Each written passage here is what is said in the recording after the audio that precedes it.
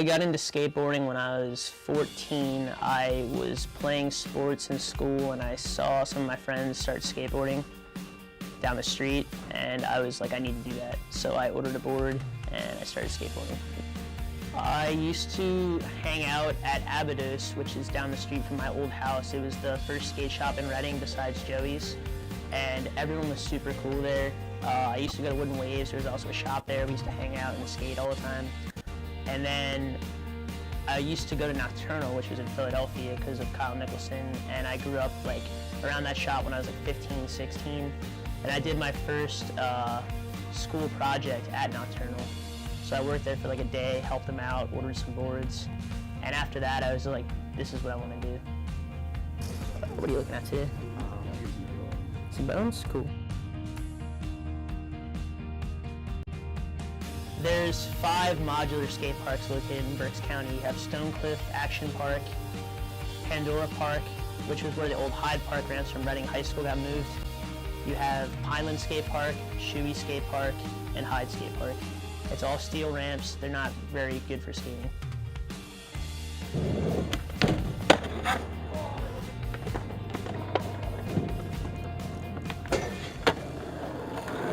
I think that the parks are in terrible condition, and I don't think the Parks Department does an adequate job to maintain them and make them right for skateboarding. If you go to any of the parks, you can see some of the pieces of the equipment are falling apart. The plates that meet the transitions are coming off. And for anyone that's a normal skateboarder that's been skateboarding over 3 years, it's not even a problem to go through those. But if you're like a 9 to 7-year-old kid and you're riding up those ramps for the first time, you can come down and get your wheels caught in those plates and just fall. It's not built right. I've actively attended about 4 meetings with the West Reading Township to propose an all-new concrete skate park be built. It was unfortunately denied because they didn't have the land to put it in.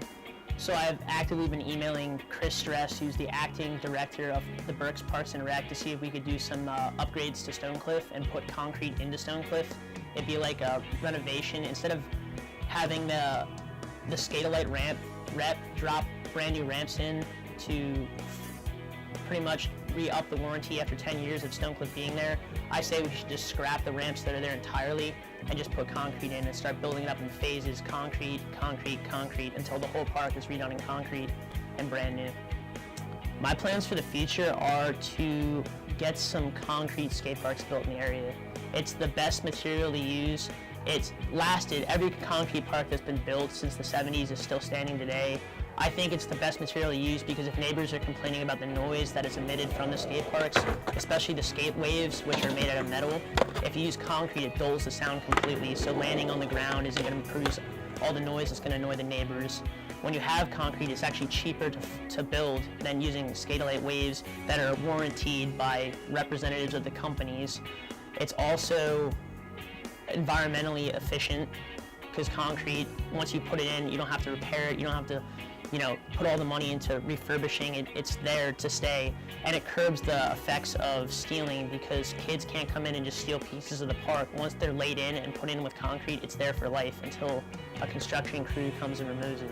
I think by changing most of these modular parks to concrete, it'll give kids a safer, cleaner, and more fun environment. More kids will stray away from the streets and want to skate in these concrete parks because they're made to represent the street skating and the park skating and the bowl skating that kids want to actually skate, and they would actually seek these places out rather than going to a modular skate park like Stonecliff, Hyde, Pineland, Shoey, and what we have here in Berks County. Some of the problems that I've run into with the city parks and the townships have been liabilities, number one, and also just the stigma that skateboarders bring to an area. Obviously, there's some bouts about fighting and littering come up a lot, and also the liabilities if someone was to fall.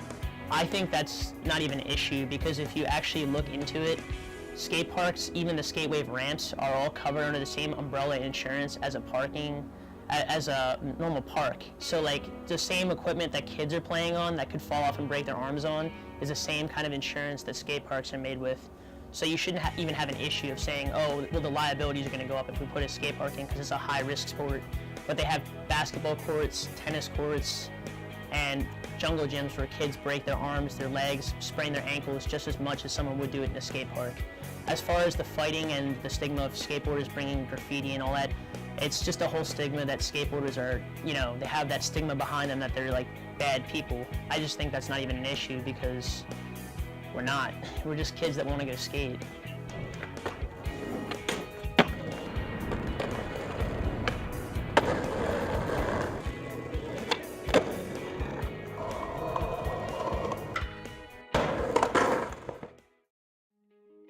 My drive to get a new skate park built is for all the kids in the community that skateboard. There's so many of us that don't have a nice place to do what we want to do without getting kicked out from the streets, from the police, from pedestrians, from business owners. And I think that the public just doesn't have an awareness of skateboarding. If they would know that out of Reading, PA, we've put out in the last 20 years 3 professional athletes from skateboarding. We have Kyle Nicholson, Sergey Chernowski, Dan Hetrick, that no one even knows about. But if you look at like the funding and the amount of money that goes into sports football programs or sporting programs all around the county, you can see that they put like turf fields into Wilson. They have a whole equipment room at Mifflin for just training. And it's like we put out 2 professional football players from Reading that everyone adores and admires. But it's like we have 3 pro skaters that came out of Reading that have just been skating on the janky equipment in the streets. And if we give kids a place to go that's positive, where they can learn their skills without falling down on faulty equipment, like we should have a place to go that's concrete, that's made by skaters for skateboarders. And I'm going to continue doing this until we get this built because the skateboarding community deserves some place to go that's professional quality and not made from metal ramps.